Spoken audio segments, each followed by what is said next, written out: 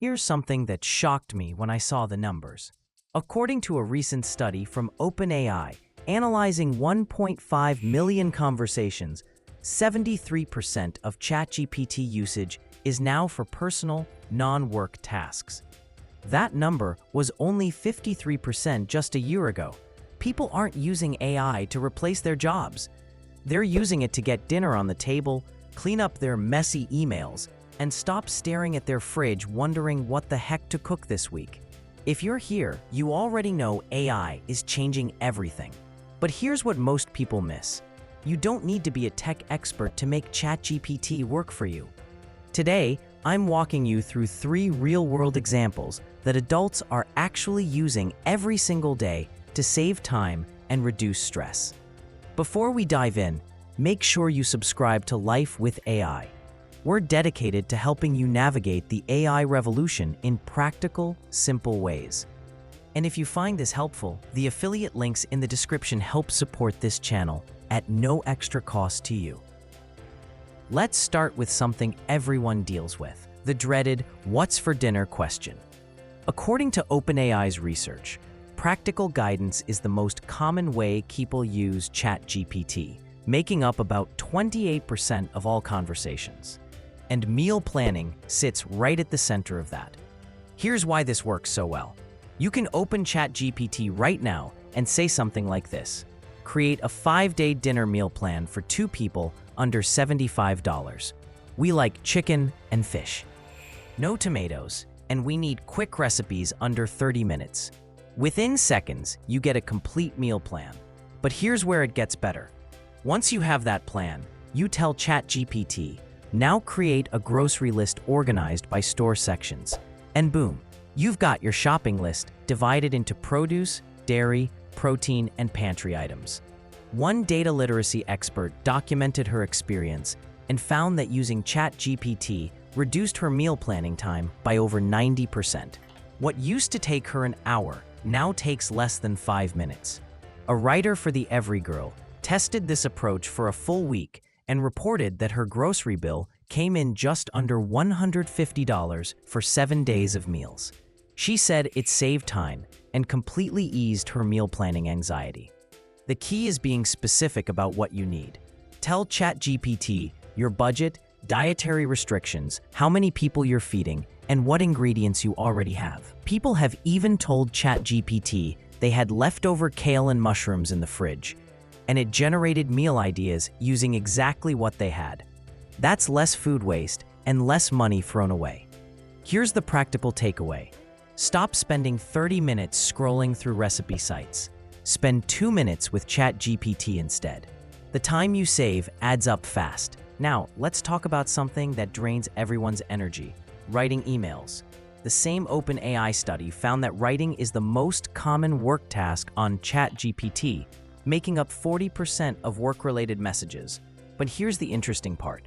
About 2/3 of those writing requests aren't asking ChatGPT to write from scratch. People are asking it to edit, critique, and improve what they've already written. Here's how this works in real life. Let's say you need to send a payment reminder to a client, but you're worried it might sound too harsh. You can tell ChatGPT, I need to remind a client about an overdue invoice. The invoice number is 1452, and it was due last Friday. Write a professional but friendly email that includes a direct payment link. ChatGPT gives you a complete draft. You read it, tweak a couple of sentences to sound more like you, and hit send. Instead of staring at a blank screen for 15 minutes trying to find the right tone, you're done in 2. Or maybe you've written an email when you were frustrated and it shows. Paste it into ChatGPT and say, rewrite this in a professional and friendly tone. The AI strips out the emotion and gives you something you can actually send. According to a study on email productivity, the average worker spends 149 minutes per day managing email. That's nearly 2.5 hours. A freelance marketer documented how ChatGPT saved him 3 to 4 hours per client every week just on email drafts and marketing materials.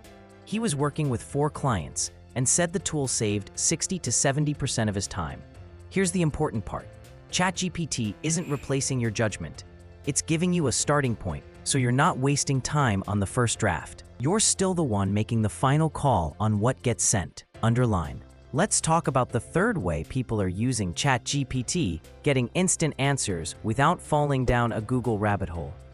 The research shows that seeking information grew from 14% to 24% of ChatGPT conversations in just 1 year.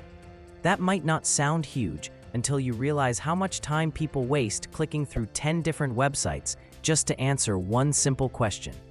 Here's an example. You're trying to figure out how air conditioners work because yours just broke and you want to understand what the repair person is talking about. You could spend 20 minutes reading articles filled with jargon, or you could ask ChatGPT, explain how air conditioners work in simple terms. Also, how does the cooling chemical never run out? You get a clear answer in plain English, and if something doesn't make sense, you can ask follow-up questions right there. No new tabs, no ads, no scrolling past someone's life story just to find a recipe. Or maybe you need gift ideas for your mom who loves gardening.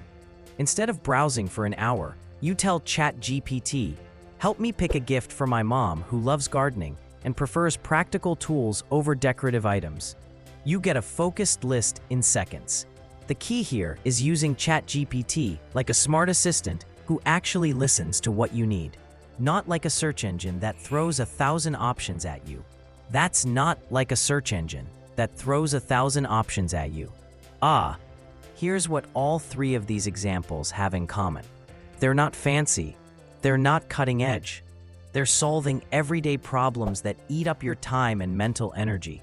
The adoption numbers back this up. As of mid-2025, ChatGPT has 700 million weekly active users. That's roughly 10% of the world's adult population. And the fastest growth? It's happening in people who aren't tech professionals. It's busy parents, working adults, and people who just want their lives to run a little smoother. You don't need to understand how the technology works.